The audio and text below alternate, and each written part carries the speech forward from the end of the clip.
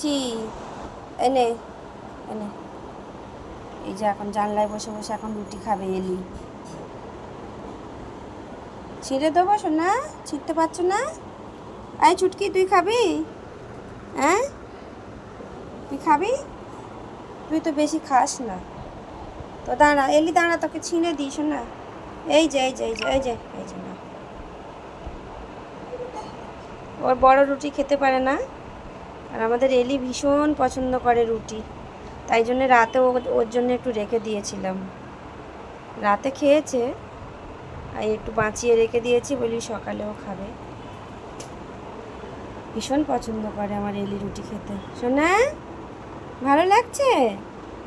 খাও খাও খাও, তোমার জন্য রেখে দিয়েছিলাম, একটু খাও।